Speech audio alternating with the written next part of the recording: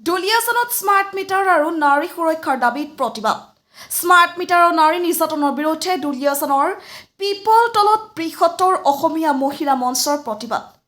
সংগঠনটোৰ দুলিয়াজান আঞ্চলিক সমিতিয়ে গ্ৰহণ কৰা এই কাৰ্যসূচীত উপস্থিত থাকে বৃহত্তৰ অসমীয়া যুৱ মঞ্চৰ কেন্দ্ৰীয় সভাপতি মানস বৰুৱা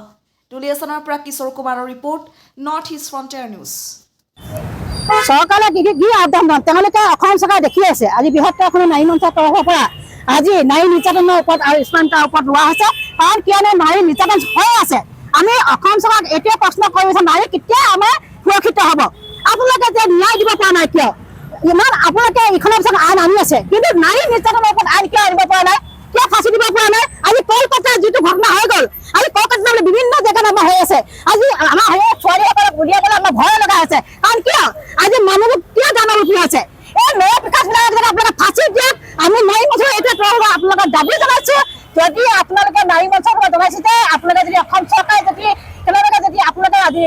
আইন মানে তেনেকুৱা শাস্তি দিয়া যদি আইন মানে এই নয়া বিকাশবিলাক বন্ধ নহ'ব কাৰণ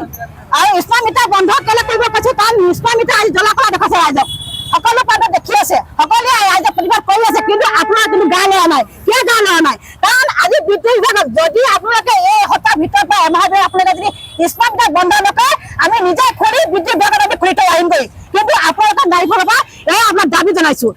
আমাৰ একো নালাগে যদি এজনী ছোৱালী যেতিয়া শেষ কৰি পায় জীৱন তেহেঁতকো শেষ কৰি দিব লাগে কাৰণ আমি বাৰে বাৰে আমি চিঞৰি দিব লাগে আপোনালোকে এতিয়া দেখি আহিছে তেতিয়া এনেকৈ আপোনালোকে অসম চৰকাৰ আপুনি গাড়ীখনত বহি আছে আপোনালোকে এখন হেংখাই আছে আপোনালোকৰ ছোৱালী আছে ল'ৰা আছে সেইকাৰণে কৈছোঁ সেইসকলকে ফাঁচি দিবলৈ আমি অনুৰোধ জনাইছোঁ নাৰী মঞ্চৰ পৰা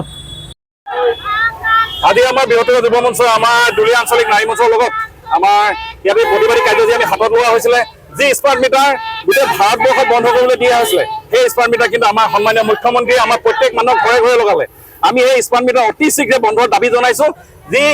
যিখন চৰকাৰ ভোট লৈ পিনে তেওঁলোকে আজি নিজৰ দাবীত বহিল সেই মানুহখিনিৰ কথা তেওঁ চিন্তা কৰা নাই আৰু তেওঁ অকল নিজৰ মুনাফাৰ কাৰণে তেওঁ দিল্লীক অকল সম্পূৰ্ণ কৰিবৰ কাৰণে দিল্লীৰ মুনাফাৰ কাৰণে তেওঁ আমাৰ সৰ্বসাধাৰণ জনসাধাৰণক মূৰত মাধমা মাৰিবৰ কাৰণে স্মাৰ্ট মিটাৰ লগাইছে আমি অতি শীঘ্ৰে স্মাৰ্ট মিটাৰ বন্ধ হোৱা আমি দাবী জনাই তাৰ লগতে যি নাৰী নিৰ্যাতন হৈ আছে কেলকেটা যি ঘটনা আছে কেলকেটা ঘটনা আজি গাত দিছে তাৰ লগতে বিভিন্ন জেগাত অসমৰ বিভিন্ন থলগৈ আজি আমি দেখিছোঁ যে বিপদত পৰিছে আমি অসম চৰকাৰ তথা ভাৰত চৰকাৰক এটা অনুৰোধ জনাইছোঁ যে যি নাৰী নিৰ্যাতন হৈ আছে এই নাৰী নিৰ্যাতন সম্পূৰ্ণ বন্ধ হ'বলগীয়া ফাষ্ট ট্ৰেক আদালতৰ যোগেদি সেইসকল হিন্দুৱে হওক মুছলমানে যিয়ে হওক বাংলাদেশী হওক সেই অবৈধ হওক বৈধ সকলো মানুহক কিন্তু ফাঁচীৰ দাবী আমি জনাইছোঁ আজি আমাৰ প্ৰতিবাদৰ যোগেদি